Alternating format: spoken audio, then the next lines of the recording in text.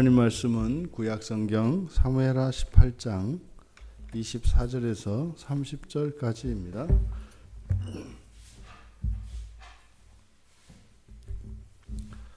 우리 24절부터 30절까지 한 목소리로 함께 읽겠습니다. 때에 다윗이 두 문 사이에 앉아 있더라. 파수꾼이 성문 위층에 올라가서 눈을 들어보니 어떤 사람이 홀로 달려오는지라. 파수꾼이 외쳐 왕께 아뢰매 왕이 이르되 그가 만일 혼자면 그의 입에 소식이 있으리라 할 때에 그가 점점 가까이 오니라. 파수꾼이 본즉 한 사람이 또 달려오는지라.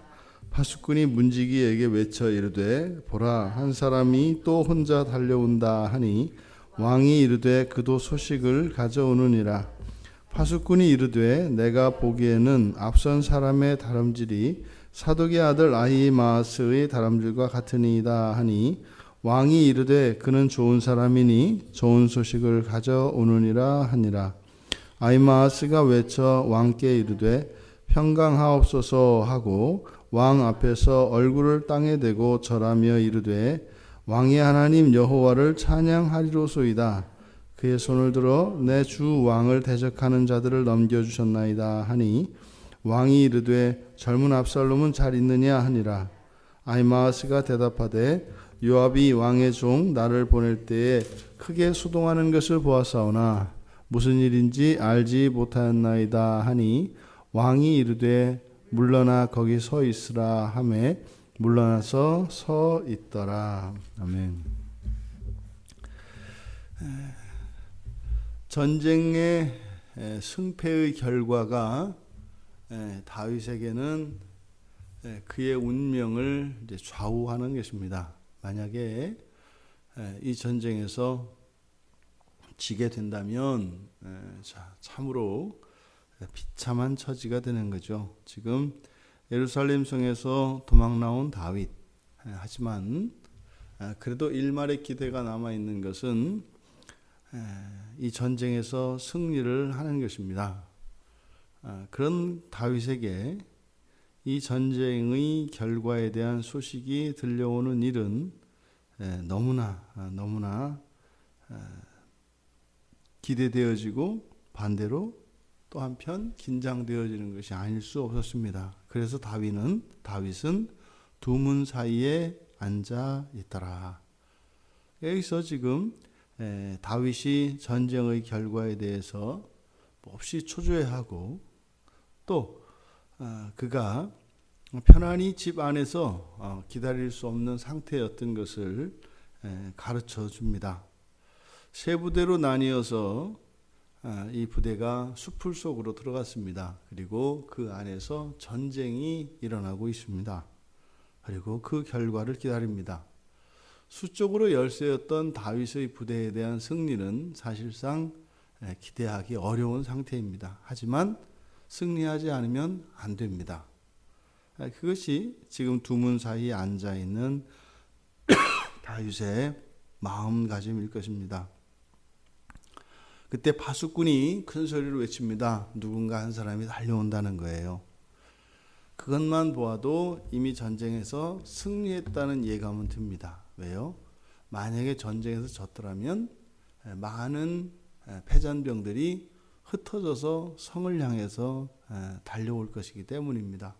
한 사람이 달려왔다라고 하는 것은 전령으로 보냄받은 사람일 것이고 그렇게 전쟁터에서 전령을 보낼 수 있는 상황이면 유리한 상황임에 틀림없습니다.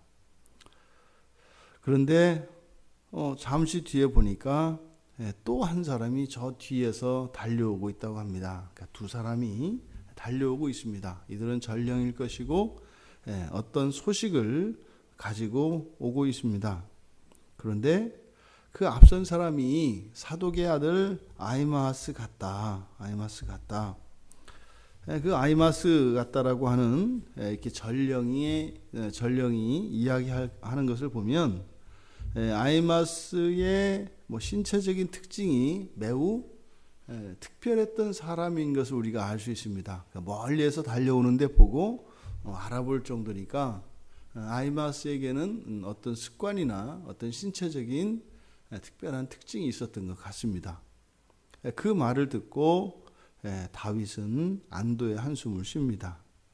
왜요? 그는 좋은 사람이니 좋은 소식을 가져올 것이다 라고 27절의 끝에서 이야기를 합니다. 왜 그럴까요? 아히마아스는 예루살렘 성전에서 바로 압살롬이 공격 오기 전에 미리 피신하라고 소식을 가져왔던 사람입니다.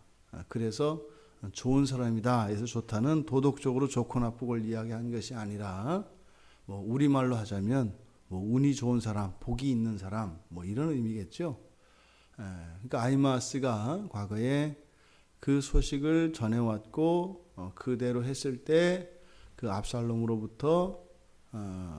공격으로부터 피할 수 있었기 때문에 지금 그때를 상기하며 다윗이 이야기하고 있는 거죠. 다윗의 예상대로 아히마아스가 좋은 소식을 들고 왔습니다. 이제 아히마아스가 다윗 왕에게 와서 하는 말이 첫 번째로 평강하옵소서.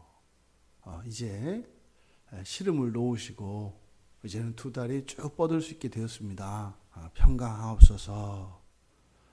그리고 왕 앞에 이제 절을 할 때 아히마아스의 마음이 어떠했겠어요? 그 전쟁의 승리 소식을 다윗에게 알려주고 싶어서 지금 보세요. 그렇게 출발을 늦게 했음에도 불구하고 뒤따라와 추격해서 앞서서 왔단 말이에요. 뭐예요? 아히마아스의 주군인 다윗의 기쁨을 위해서죠. 그러니 또 한편으로는 그 다윗의 그 시름과 그 서러움을 아히마아스가 가슴으로 느끼고 있었던 거죠. 아들에게 쫓겨나서 지금 이곳에 요단강 건너 쫓겨나온 이 다윗 왕, 그의 마음이 아히마아스에게 공감이 되는 겁니다. 그러니까 여기에 엎드려서 얼굴을 땅에 대고 절할 때 아히마아스의 그 가슴은 벅차올랐을 겁니다. 그리고 나서 왕의 하나님 여호와를 찬양하리로소이다. 이겼습니다. 이렇게 안 나오는 거예요. 그렇게 안 나오는 거예요. 그러니까 이길 수 없는 싸움을 이기게 하신 여호와. 그러니까 자기가 목숨을 걸고 충성하기로 맹세했던 다윗의 그 아픔과 슬픔에 공감을 하고 자신의 주군인 다윗을 이 위험 속에서 구원해 주신 여호와 하나님에 대한 찬양이 나오는 겁니다. 그리고 나서 비로소 승리한 소식을 이야기합니다. 내 주 왕을 대적하는 자들을 넘겨주셨나이다. 지금 아히마아스가 고백한 이 일은 정말로 사랑하는 사람, 충성하고자 하는 사람의 어려움과 그 아픔에 대하여 공감하고 또 그것의 구원에 대하여 기뻐하는 그 과정입니다. 그런데 문제는 이 말을 듣고 난 뒤에 다윗의 이야기는 의외입니다. 젊은 압살롬은 잘 있느냐? 아마 아히마아스는 여기서 망치로 맞은 것 같았을 겁니다. 28절까지는 아히마아스가 생각하기에 다윗 왕에게 전쟁에서 이겼다고 하는 이 소식은 더 이상 좋은 소식이 있을 수가 없습니다. 왕의 그 권세와 왕의 자리를 이제는 회복할 수 있게 되었고 이제는 도망자 신세에서 다시 왕궁으로 들어갈 수 있게 된 겁니다. 그래서 아히마아스는 좋은 소식을 가지고 왔죠. 더 이상 좋을 수 없는 좋은 소식을 가지고 왔죠. 그런데 다윗이 기다린 소식은 그것이 아니었나 봅니다. 다윗의 질문은 아히마아스가 전해준 소식이 아니라 그가 기다린 소식은 압살롬의 안부였기 때문입니다. 이 순간 아히마아스는 압살롬이 죽고 난 뒤에 그 사실을 다윗에게 빨리 가서 보고하겠다고 했을 때 요압이 말렸던 이유를 여기서 깨달았을 겁니다. 아히마아스가 기쁜 소식으로, 좋은 소식으로 생각하였던 이 전쟁에 대한 승리는 우리가 앞에서 이야기했던 것처럼 그 압살롬의 죽음이라고 하는 죽음에 대한 서로 다른 두 가지 견해, 그것은 하나님 나라의 관점에서 바라보는 것과 이 세상 나라의 관점에서 바라보는 시각이 서로 다르기 때문이라고 말씀을 드렸습니다. 요압은 세상 나라의 관점을 가지고 살아가는 사람이고, 아히마아스는 하나님 나라의 관점을 가지고 세상을 살아가는 사람이었습니다. 근데 아히마아스가 와서 다윗에게 당도해서 그 소식을 전했을 때 다윗의 반응은 요압의 반응과 같았던 거죠. 그가 기다린 소식은 전쟁에서의 승리의 소식이 아니었습니다.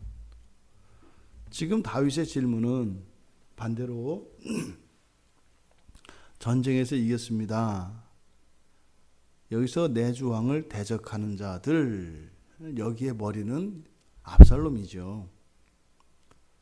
이 전쟁에 승리하고 돌아와서 그것을 전하는 전령에게 압살롬의 안부를 묻고 있을 때, 이것은 압살롬의 죽음은 다윗에게 기쁨을 주는 소식이 아니라 이것은 비보였다는 사실을 알게 된 거죠. 그런 다윗에게 아히마아스가 어떻게 이야기를 할 수 있었겠습니까? 상황을 파악한 아히마아스는 압살롬의 안위에 대해서는 정확하게 알지 못한다라고 거짓말을 하고 뒤로 물러나 있게 됩니다. 우리가 사람의 영광을 구하는 사람 앞에서 하나님의 영광을 위하여 살아가는 사람들은 함께 할 수 없습니다. 더 이상 가까워질 수 없고 더 이상 다가갈 수 없는 무한의 거리가 있습니다. 하나님 나라를 꿈꾸며 살아가는 사람들과 이 세상 나라를 살기 위하여 하나님 나라의 도움을 받으려고 하는 이런 생각을 가지고 있는 사람들은 결코 함께 갈 수가 없습니다. 왜냐하면 기쁨과 슬픔이 다르기 때문입니다. 어느 한쪽이 기쁠 때 다른 한쪽이 슬프고, 다른 한쪽이 슬플 때 또 다른 한쪽이 기뻐야 한다면 이것만큼 가슴이 시리고 안타깝고 답답한 일이 없을 것입니다. 우리가 매사에 신앙을 가장 중요시하는 이유가 이것은 단지 그저 성경의 요구이고 하나님의 명령이니까 순종해야 하고, 또 그것을 어기게 되면 혹시라도 있을지 모르는 그 재앙과 하나님의 진노에 대한 두려움 때문만은 아닌 것입니다. 신앙이 다르게 되면 이렇게 기쁨과 슬픔을 함께 할 수 없어요. 그러면 같이 있어도 이것은 영원히 떨어져 있는 것과 다르지 않습니다. 아무리 많은 사람들과 함께 있는다 할지라도 이 신앙이 같지 않으면 그 안에서 절대적으로 고독할 수밖에 없게 되는 것입니다.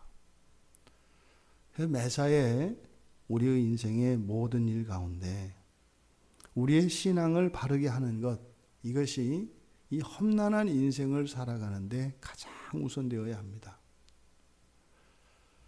세상 나라의 관점을 가지면 함께 화목하고 평화할 수 있는 것이 아닙니다. 세상 나라의 관점은 어차피 홀로 가게 되어 있습니다. 그러니까 함께하며 서로 위로받으며 위로하며 격려하고 격려받을 수 있는 것은 하나님 나라의 관점에서, 다시 말해 예수 그리스도를 믿는 한 신앙 안에 있는 사람들 사이에만 가능합니다. 그러니까 예수 그리스도를 알지 못하는 이들은 한평생을 외롭게 지낼 수밖에 없습니다. 살면서 그의 얼굴에 웃음이 가득한들 그것은 속이 비어있는 얇은 은박지로 지어진 그런 웃음에 불과합니다. 바람 한번, 인생의 험난한 파고가 한번 몰아치면 그것은 금세 무너질 것입니다. 우리가 살아가며 우리의 마음속에 진정한 기쁨과 화평을 누리고자 한다면 그것은 하나님의 관점으로, 하나님 나라의 관점으로 나의 인생과 나의 오늘을 이해하고 그것을 살아갈 때 그것은 가능한 것입니다.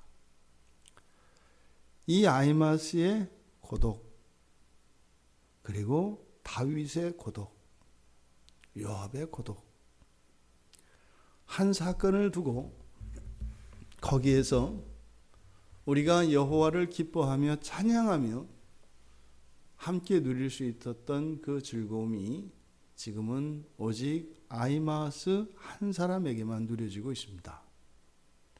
이것이 요압에게도 다윗에게도 그리고 함께한 모든 이들에게도 하나님의 승전보가 좋은 소식, 기쁜 소식이 되기를 바랍니다. 여러분의 삶 속에서 일어나는 모든 일들은 좋은 소식입니다. 왜냐하면 하나님이 이기신 것이기 때문에 그렇습니다. 나의 아픔과 슬픔이 있다면 하나님의 기쁨과 하나님의 영광을 위하여 일어난 일인 것을 믿으시기 바랍니다. 함께 기뻐할 수 없는 그 현실은 바로 우리 안을 채우고 있는 죄로 인해서 일어나는 일입니다. 나의 기쁨이 하나님의 승리일 때 그것은 죄 없는 상태에서, 다시 말해 하나님의 뜻에 순종하며 일치된 상황인 겁니다.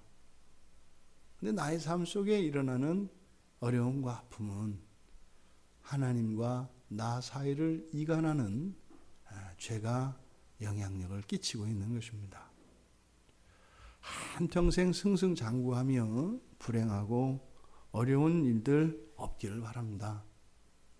그런데 바꾸어 말하면 우리의 내면에 정말 하나도 죄가 없는 그런 완전히 거룩한 사람들이 되기를 원한다는 겁니다. 근데 그런 사람은 이 세상에 있지 않습니다. 반드시 이 죄의 문제는 해결되어야 합니다. 그래서 우리가 살아가노라면 이런 외로움을 느끼기도 하고 갈등을 느끼기도 하고 번민이 찾아오고 심하면 신앙의 회의까지 오는 것이죠. 우리의 삶 속에 일어나는 모든 일들은 하나님의 승전보입니다. 하나님이 지고 내가 이겨 기쁠 수 있다면 오히려 기꺼이 내가 지고 하나님이 이겨 내가 고난과 슬픔과 아픔 속으로 기꺼이 뛰어들 수 있는 우리 모두가 되기를 바랍니다. 하나님의 기쁨만이 우리의 진정하고 영원한 복이기 때문에 그렇습니다. 오늘 하루 우리와 함께 하시며 이기실 그 하나님의 영광을 위하여 기꺼이 믿음으로 살아갈 수 있는 우리 모두가 되기를 주님의 이름으로 축원합니다. 살아계신 하나님, 아히마스가 승전보를 가지고 왔지만 다윗이 기다린 소식은 하나님의 승리의 소식이 아니라 사람의 승리의 소식이었습니다. 하나님의 영광과 승리를 위하여 기꺼이 저희들이 지고 기꺼이 저희들이 고난 속으로 들어갈 수 있는 믿음을 주시옵소서. 지혜를 주시옵소서. 그리고 성령께서 함께 하셔서 저희들의 한 걸음 한 걸음을 지켜주시고 저희를 날마다 거룩하게 하여 주시옵소서. 예수님의 이름으로 기도드리옵나이다. 아멘.